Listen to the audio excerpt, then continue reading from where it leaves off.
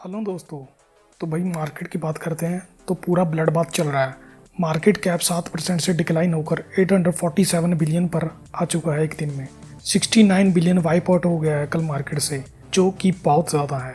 तो पहली न्यूज़ की बात करते हैं तो यूके में अलग ही सीन चल रहा है। किसी बंदे ने अपनी शादी के पैसे किसी क्रिप्टो स्कैम में लूज़ कर दिए और वो उसे रिकवर करने के लिए एयर गन लेकर अपने पड़ोस वाली शॉप में चोरी करने चला गया, पर उसको पकड़ लिया गया और 2 साल की सज़ा हुई। तो भाइयों, कभी भी अपनी ज़रूरी सेविंग्स क्रिप्टो में इन्वेस्ट ना करो और स्कैम से तो बच के ही रहो। तो नेक्स्ट न्यूज़ जो आ रही है वो है पॉलीगॉन से। पॉलीगॉन के को फाउंडर संदीप नेलवेल का कहना है कि मैं बहुत पॉजिटिव हूँ वेब3 और क्रिप्टो को लेकर। ये जो बियरिश मार्केट है ये मैक्सिमम 3 से 6 महीने रहेगी और उसके बाद बुल ट्रेंड स्टार्ट होगा। उनका कहना है कि नए लोग जो हैं वो सीखते रहें और वेब3 के बिल्डर वो बनाते रहें, घबराएं नहीं। तो अगली जो न्यूज़ निकल के आ रही है वो है मेटा की तरफ से। मेटा के सीईओ मार्क ज़करबर्ग ने कहा कि मेटा जल्द ही क्लोथिंग स्टोर ओपन करने जा रहा है, जहां पर यूज़र डिज़ाइन कपड़े ले सकते हैं अपने वर्चुअल अवतार के लिए।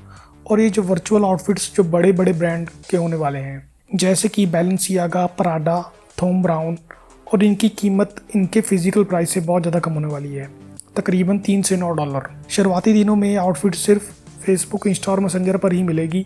बाद में इनके लिए एक डेडिकेटेड स्टोर बनाया जाएगा।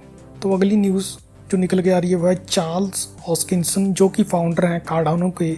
वो फीचर करने वाले हैं स्नूप डॉग की अपकमिंग एल्बम में। स्नूप डॉग का बेटा चैम मैडिकी, जो कि क्रिप्टो इन्वेस्टर NFT आर्टिस्ट है, उनका स्ट्रॉन्ग बिलीफ है कार्डानो इकोसिस्टम और उसके क्रिएटर चार्ल्स हॉस्किंसन में।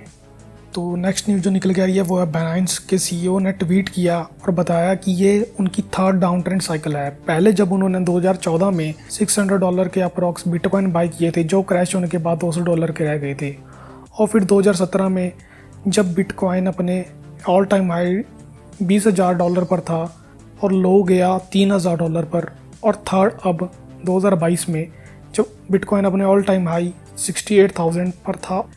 उनका कहना है कि हमें 2022 में NFT, DeFi, licenses, fan tokens, payment, GameFi, metaverse जैसे प्रोजेक्ट में इन्वेस्ट करना चाहिए। तो नेक्स्ट अपडेट जो आ रही है वो है इलॉन मस्क की ओर से। उन्होंने बिली मार्क, जो कि क्रिएटर हैं डॉज कॉइन के, उनका रिप्लाई किया, जिस पे उन्होंने कहा था कि मैं चाहता हूं कि डॉज कॉइन को लोग यूज़ करें चीज़ों के लिए, ना कि पंप और डंप के लिए।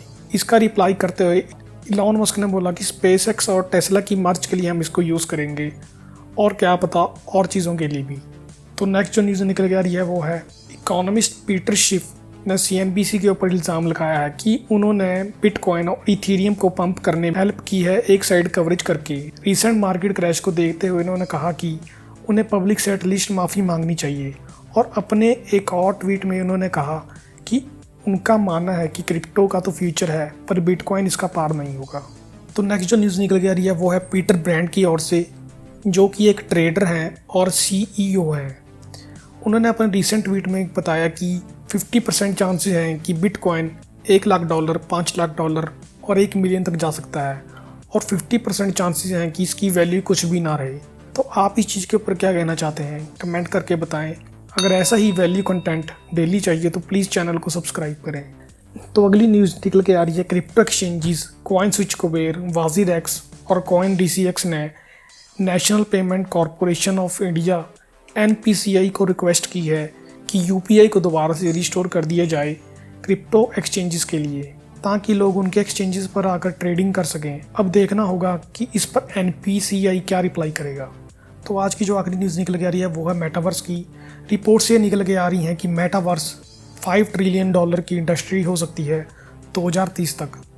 तो ये रिपोर्ट मैकिन्सी एंड कंपनी की फर्म की तरफ से आई हैं। उनका कहना है कि 2.6 ट्रिलियन सिर्फ मेटावर्स के ई-कॉमर्स से ही होंगे, जबकि वर्चुअल एड्स 144 बिलियन और $206 बिलियन तक का होगा।